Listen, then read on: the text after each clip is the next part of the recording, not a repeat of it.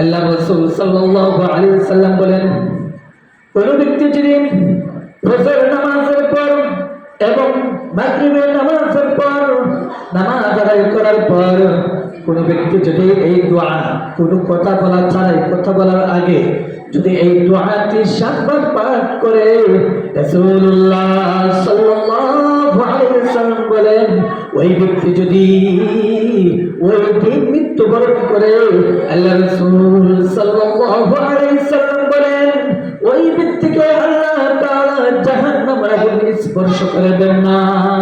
আর যে ব্যক্তিকে জাহান্নামের আগুন স্পর্শ করবে, ওই ব্যক্তি নির্দ্বিধায় সে জান্নাতে চলে যাবে। অন্য হাদিসের মধ্যে রাসূলুল্লাহ সাল্লাল্লাহু আলাইহি ওয়াসাল্লাম বলেন, যে কোনো ব্যক্তি যদি সকাল সন্ধ্যা মাগরিবের নামাজের পর অথবা ফজরের নামাজের পর এই দোয়াটি পাঠ করে, আল্লাহর রাসূল সাল্লাল্লাহু আলাইহি ওয়াসাল্লাম বলেন, ওই ব্যক্তিকে সমস্ত বিপদ আপদ থেকে আল্লাহ তাআলা হেফাজত করবেন। অর্থাৎ ওই ব্যক্তি যদি ফজরের নামাজের পর এই দোয়াটি পাঠ করে, আল্লাহ তাআলা দ্বীনের সমস্ত বালা মুসিবত থেকে আল্লাহ তাআলা ওই ব্যক্তিকে হেফাজত করবেন। অর্থাৎ ওই ব্যক্তির জিম্মাদার আল্লাহ তাআলা নিজেই হয়ে যাবেন। আর কোন ব্যক্তিকে সন্ধ্যাবেলা মাগরিবের নামাজের পর যদি এই দোয়া পাঠ করে, আল্লাহ তাআলা, আল্লাহ রাসূল সাল্লাল্লাহু আলাইহি ওয়াসাল্লাম বলেন, ওই ব্যক্তিকে আল্লাহ তাআলা সারা রাতের জন্য, আল্লাহ তাআলা সারা রাতের জিম্মাদার আল্লাহ তাআলা নিজে হয়ে যান। আর ওই ব্যক্তিকে জাহান্নামের আগুন থেকে হেফাজত করেন।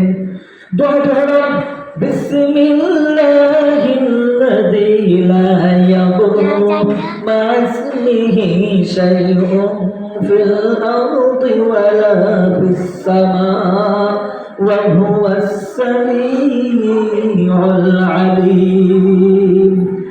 এই দোয়া যদি কোনো ব্যক্তি পড়ে, আল্লাহ রাসূল সাল্লাল্লাহু আলাইহি ওয়াসাল্লাম বলেছেন, ওই ব্যক্তিকে আল্লাহ তাআলা দুনিয়ার সমস্ত বালা মুসিবত থেকে আল্লাহ তাআলা হেফাজত করবে।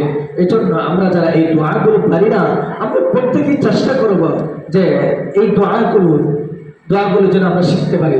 শুধু 2 মিনিটের ব্যাপার, 1 মিনিটে 2টা দোয়া করা আমল করা যায়। আপনি যদি এই 1 মিনিটে দোয়া আমল করা 2টি দোয়া আমল করতে পারেন, তাহলে জাহান্নামের আগুন থেকে আল্লাহ তাআলা আপনাকে হেফাজত করবেন। এবং এই দোয়া আরেকটি যে দোয়া বলেছে, বিসমিল্লাহিল্লাযী লা ইয়াদুররু মা ইসমিহি শাইউন ফিল আরদি ওয়ালা ফিস সামা ওয়া হুয়াস সামিউল আলীম। এই দোয়াটি যদি আপনারা পাঠ করেন, তাহলে দুনিয়াতে সমস্ত বিপদ আপদ থেকে আল্লাহ তাআলা আমাদেরকে হেফাজত করবেন। তাহলে এই 2টি দোয়া এতই গুরুত্বপূর্ণ, আখিরাতে আমরা জাহান্নাম থেকে মুক্তি পাচ্ছি, আবার দুনিয়াতেও আমরা সকল বিপদ আপদ থেকে মুক্তি পাচ্ছি। তাহলে কতই গুরুত্বপূর্ণ।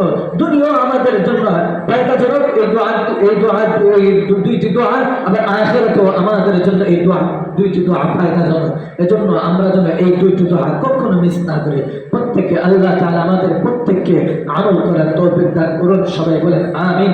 ওয়া আখিরু দাওয়ানা আলহামদুলিল্লাহি রাব্বিল আলামিন।